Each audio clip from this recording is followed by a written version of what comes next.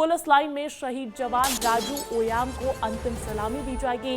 कल नक्सली हमले में शहीद हुए थे राजू ओयाम। बहुत बड़ी खबर ये हो जाती है। सीधा तस्वीरें आपको दिखा रहा है छत्तीसगढ़ के बीजापुर से। देखिए, बहुत बड़ा प्रहार लाल आतंक पर देखा गया। कल 2 बड़ी मुठभेड़ हुई है छत्तीसगढ़ के बस्तर संभाग में। इसमें 30 नक्सली मारे गए। पहली मुठभेड़ बीजापुर दंतेवाड़ा बॉर्डर पर और दूसरी कांकेर नारायणपुर सीमा पर हुई, जिसमें 30 नक्सलियों को ढेर कर दिया गया। नक्सलियों के शवों को लाया जा रहा है जिला मुख्यालय। और इसी बीच देखिए, एक जवान के शहीद होने की भी खबर है और शहीद जवान को आज सलामी दी जा रही है। आज शहादत को सलाम किया जा रहा है। पुलिस लाइन में शहीद जवान राजू ओयाम को अंतिम सलामी की ये तस्वीर देख लीजिए। कल नक्सली हमले में शहीद हुए थे राजू ओयाम और आज उनको अंतिम सलामी देती हुई ये तस्वीर है। नक्सली हमले में शहीद जवान को अंतिम सलामी की ये तस्वीर है। ये गौरव का पल हो जाता है, ये शहादत को सलाम हो जाता है, क्योंकि देखिए, सुरक्षा बल फ्रंट फुट पर आकर लगातार लड़ाई लड़ रहे हैं और ऐसे में अंतिम सलामी ये शहीद जवान राजू ओयाम को ये अंतिम सलामी की तस्वीर देख लीजिए। अगर बात की जाए किस तरीके से एक संकल्प लिया है डबल इंजन की सरकार ने, केंद्रीय सरकार ने, राज्य सरकार ने, और उस संकल्प को लगातार पूरा कर रहे हैं हमारे सुरक्षा बल। और सुरक्षा बल का एक जवान शहीद हो गया कल जब नक्सलियों के साथ मुठभेड़ हुई। सुरक्षा बलों की 2 बहुत बड़ी मुठभेड़ हुई है। 30 नक्सलियों को ढेर कर दिया गया है और देखिए, बहुत कुछ बरामद भी हुआ है। कई सारे जो शव बरामद कर लिए गए हैं और AK-47 इंसास SLR जैसे हथियार बरामद कर लिए गए हैं। बहुत बड़ी कामयाबी लाल आतंक पर कड़े प्रहार के लिहाज से इसे बताया जा सकता है। और इसी कड़ी में एक नुकसान देश का भी हुआ, जहां पर एक जवान शहीद हो गए। शहीद जवान राजू ओयाम को अंतिम सलामी दी जा रही है। संजय ठाकुर का रुख करना चाहूंगी। संजय, तस्वीरें बहुत कुछ बयां करती हैं। देखिए, कल जब जवानों ने नक्सलियों को घेरा तो उस पहली पंक्ति में राजू ओयाम अपने साथियों के साथ डटे हुए थे। जैसे ही नक्सलियों की ओर से फायरिंग हुई तो राजू ओयाम ने डटकर उन फायरिंग का सामना किया और उसी दौरान उन्हें नक्सलियों की गोली लगी, जिसके बाद उन्होंने अपना बलिदान दिया। लेकिन उस बलिदान का असर ये रहा कि उनके साथी जो है वो लगातार, देखिए, एंट्री की पहाड़ी जो है बहुत ही ऊंची पहाड़ी है, नक्सलियों का बहुत मजबूत गढ़ है। इससे पहले भी कई बार जवानों ने उस इलाके में नक्सलियों को घेरने की कोशिश की थी, लेकिन वो कामयाब नहीं हो पाए थे। लेकिन जैसे ही राजू ओयाम को गोली लगी, जवान वापिस दुगने जोश के साथ उस पहाड़ों के ऊपर चढ़े और लगातार नक्सलियों को ढेर किया। तो यही वजह है कि 26 नक्सली मारे गए। नक्सलियों को, पश्चिम बस्तर डिविजनल कमेटी को इतना बड़ा एक नुकसान पहुंचा। राजू ओयाम ने अपनी शहादत दी है और आज राजू ओयाम को बीजापुर में प्रशासन के द्वारा, देखिए, सारे अधिकारी हैं। मैं देख पा रहा हूं कि Bastar IG, DIG, SP, CRPF के आला अधिकारी, पूरा बीजापुर का प्रशासन जो है वो यहाँ मुझे नज़र आ रहा है। बीजापुर ही नहीं, पूरे बस्तर का प्रशासन नज़र आ रहा है, क्योंकि वो अपने साथी को अंतिम सलामी देने पहुंचे हुए हैं।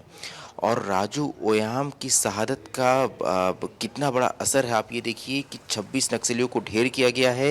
नक्सलियों की पश्चिम बस्तर डिविजनल कमेटी को लगभग पूरी तरह से खत्म कर दिया गया है। अब क्योंकि राजू ओयाम के साथ एक और जुड़ी दास्तान है, वो भी बताना जरूरी है। 1 साल पहले जिस गांव बोड़गा से आते हैं, वहाँ एक बड़ा नक्सल ऑपरेशन चला था, एंटी नक्सल ऑपरेशन। उस दौरान क्रॉस फायरिंग में राजू ओयाम के भाई की मौत हो गई थी गोली लगने से। ठीक 1 साल पहले, जनवरी की बात है। और देखिए, 1 साल बाद उस परिवार ने अपने दूसरे बेटे जो पुलिस में थे उन्हें भी खो दिया है। तो इस परिवार के ऊपर इस वक्त जो दुख होगा उसे हम सोच भी नहीं सकते कि 1 साल के अंदर अगर उन्होंने अपने 2 बेटों को खो दिया हो। तो राजू ओयाम युवा थे, फोर्स में थे, DRG के जवान थे, कई बड़े नक्सल ऑपरेशंस में ये शामिल रह चुके थे। कई बार इन्होंने नक्सलियों को बहुत बड़ा नुकसान पहुंचाया था। और कल जब हम तस्वीरें देख रहे, जब जवान लौट रहे थे नक्सलियों के शव को लेकर, तो उसमें मैंने एक चीज़ देखी कि कुछ जवान रो रहे थे क्योंकि उन्होंने अपने साथियों को खोया था। 26 नक्सलियों के शव लेके लौट रहे थे जवान। ऐसे जवान जो मजबूती के निशान हैं, जिनके हाथों में AK-47 जैसी बंदूकें थी, लेकिन जब वो लौट रहे थे वापिस, जैसे उन्होंने अपने अधिकारियों को देखा, DIG कमल लोचन कश्यप और बीजापुर SP वहाँ मौजूद थे, जैसे उनके सामने पहुँचे उनकी आंखें नम थी, वो रो रहे थे। तो ये उनके जो साथी को खोने का दुख था वो साफ नज़र आ रहा था। आज इसीलिए जब अंतिम सलामी उन्हें दी जा रही है तो राजू एम के परिवार के साथ पूरा प्रशासन यहाँ मौजूद है, उनके वो साथी मौजूद हैं जो लंबे समय से ऑपरेशंस में उनके साथ जाते रहे। तो एक भावुक तस्वीर ये है अंजलि, और हम उम्मीद करते हैं कि ऐसी तस्वीरें कम से कम दिखाने का मौका हमें मिले, क्योंकि ये तस्वीरें कई बार हमें भी भावुक कर देती हैं। एक जवान जो इस उम्मीद में आते हैं, शामिल होते हैं कि उनका फ़र्ज है कि बस्तर से में ये जो नासूर है नक्सलवाद का, इसे ख़त्म करें, और उस नासूर को ख़त्म करते हुए जो एक संकल्प लिया है सरकार द्वारा ने, उसे पूरा करने के लिए वो अपने प्राणों की आहुति दे देते हैं। तो ये एक भावुक तस्वीर है। ये तस्वीर देश तक, जनता तक पहुंचाने से ज़रूरी है, ताकि उन्हें पता चल सके कि बस्तर में जो युद्ध चल रहा है इसमें कितना नुकसान होता है, और ये नुकसान दोनों ओर से होता है। नक्सली मारे जाते हैं तो हमारे जवान भी शहीद होते हैं, और जब एक जवान शहीद होता है तो उसके पीछे एक पूरा उसका परिवार होता है, और एक लंबा ये वक्त है जो उन्हें अब बिताना होगा। और जैसे मैंने बताया कि राजू एम के परिवार के साथ तो ये दुखद है कि 1 साल पहले उन्होंने अपने एक और बेटे को खोया था। आज राजू एम शहीद हुए हैं, तो उनके दुख की तो खैर हम सोच भी नहीं सकते कि उनके परिवार इस वक्त क्या बीत रही होगी। देखिए, उनके परिवार के भी कुछ लोग जो हैं वो अब अंतिम सलामी दे रहे हैं अपने बेटे को। हो सकता है उनके भाई हों, उनके बेटे हों, परिवार के अलग अलग सदस्य आए हुए हैं। तो ये बुड़गा गांव के रहने वाले हैं। बुड़गा गांव के बारे में बात की जाए तो इंद्रावती नदी के पार का गांव है। नक्सलियों का बहुत ही मजबूत गढ़ था। उस गढ़ से निकल कर राजू एयाम फोर्स में शामिल हुए, और फोर्स में शामिल होने के बाद उन्होंने कई बड़े एंटी नक्सल ऑपरेशंस में बहुत ही महत्वपूर्ण भूमिका निभाई, कई नक्सलियों को ढेर किया। तो ये उनकी हिम्मत को भी दाद देनी चाहिए अंजलि, कि ऐसे इलाके से निकल के जो नक्सलियों का मजबूत गढ़ रहा हो, वो फोर्स में शामिल होते हैं और कई बड़े ऑपरेशंस को अंजाम देते हैं। देखिए, मैं देख पा रहा हूँ कि बीजापुर कलेक्टर भी अब पहुँच चुके हैं राजू एयाम जी को अंतिम सलामी देने के लिए। तो ये तस्वीरें अंजलि, इन तस्वीरों को बार बार दिखाना इसलिए ज़रूरी हो जाता है ताकि देश ये समझ पाए, जनता ये समझ पाए कि ये जो युद्ध पूरा चल रहा है जिसमें देश से नक्सलवाद को ख़त्म करना है, उसमें हमारे जवानों ने कितना बड़ा अपना बलिदान दिया है। बिल्कुल संजय, नम आंखें बता रही है कि कितना बड़ा नुकसान ये ना सिर्फ छत्तीसगढ़ के लिए, ना सिर्फ राजू ओयाम के परिवार के लिए है, बल्कि देश के लिए भी है। और आमतौर पर जब ऐसे जवानों की शहादत होती है तो अपने पीछे एक पूरी दास्तां छोड़ जाते हैं। ये दास्तां दर्ज कर ली गई है छत्तीसगढ़ के स्वर्णिम इतिहास में, क्योंकि लगातार प्रयास है कि नक्सलवाद का खात्मा किया जाए।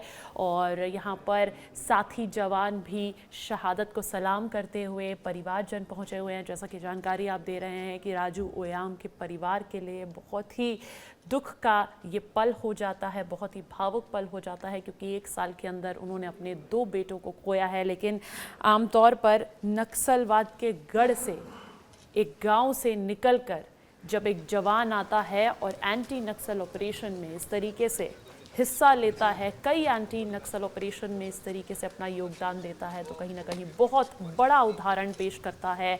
और यहाँ पर तस्वीरें लगातार आप देख पा रहे होंगे, अधिकारी मौजूद है, जवान मौजूद हैं, अपने साथी जवान को अंतिम सलामी देते हुए, और साथ ही साथ परिजन भी मौजूद हैं। क्योंकि देखिए, ये बहुत भावुक पल हो जाता है। नक्सली हमले में शहीद हुए राजू ओयाम की अंतिम विदाई है, अंतिम सलामी है, और उतने ही सम्मान के साथ दिलों में सम्मान है और आंखें नम नज़र आ रही हैं हर किसी की, क्योंकि ये तस्वीर बहुत कुछ कहती है। और देखिए, राजू ओयाम की अगर बात की जाए तो जैसा कि सहयोगी संजय ठाकुर बता रहे हैं कि बहुत सारे नक्सल ऑपरेशन में वो हिस्सा ले चुके हैं, अपना योगदान दे चुके हैं, और एक ऐसी जगह से आते हैं जहां एक समय में उसे नक्सलवाद का गढ़ माना जाता था। ऐसे में दाद देनी पड़ेगी राजू ओयाम की हिम्मत की, और जब राजू ओयाम जैसे जवान को खोया है तो बहुत बड़ा इसे नुकसान माना जा सकता है। अपूर्णीय क्षति ये न सिर्फ छत्तीसगढ़ के लिए है बल्कि देश के लिए भी है। संजय, तस्वीरें और बताइएगा। राजू ओयाम का जो, जी बिल्कुल, देखिए, मैं राजू ओयाम के बारे में कुछ बता दूं। 2003 की उनकी पैदाइश थी, यानी कि मात्र 22 साल के थे राजू ओयाम। 22-23 साल की उम्र में उन्होंने अपना बलिदान दिया है, जिस उम्र में हम अगर अपनी बात करें अंजलि, तो हम लोग शायद कॉलेज में उस वक्त पढ़ते थे। ये तय करते थे कि हम भविष्य में क्या करने वाले हैं।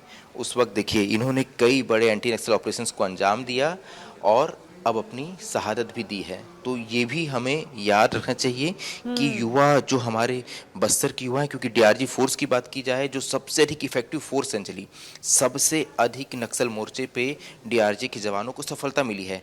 डीआरजी के जवान जो हैं वो बस्तर के ही अलग अलग इलाकों से आए हुए जवान हैं। राजू एम की बात की जाए तो भैरमगढ़ ब्लॉक के बोड़गा गांव से निकले हुए ये राजू आए थे और वो इलाका जो है नक्सलियों का मजबूत गढ़ था। आज से अगर 1-1.5 साल पहले की बात की जाए तो वहां तक फोर्स का पहुंचना ही मुश्किल था। तो सोचिए उस इलाके में जहां उन्होंने बचपन से ही नक्सलवाद देखा, उन्होंने नक्सलियों की दहशत देखी, वहां से राजू बाहर निकलते हैं, फोर्स में शामिल होते हैं। फोर्स में शामिल होने के बाद कई बड़े एंटी नक्सल ऑपरेशंस को अंजाम देते हैं। तो ये एक उम्मीद के तौर पे राजू नजर आते हैं कि बस्तर के युवा भी चाहते हैं कि उनके क्षेत्र से, बस्तर से नक्सलवाद का नासूर खत्म हो। और यही वजह है कि राजू जैसे युवा जो है एक इतना बड़ा बलिदान देते हैं और इस बलिदान को बस्तर, इस बलिदान को देश जो है वो लंबे वक्त तक याद रखेगा। क्योंकि या से 1 साल बाद या उससे कुछ और वक्त बाद जब बस्तर से नक्सलवाद खत्म होगा या काफी हद तक कमजोर हो जाएगा, तो जब ये इतिहास लिखा जाएगा तो उसमें बिल्कुल, ये राजू जैसे बलिदान युवाओं भूला का भी नहीं नाम लिखा जाएगा। जाएगा। ये तस्वीरें बताया लगातार जाएगा। पहुंचाते रहिएगा, बने रहिएगा।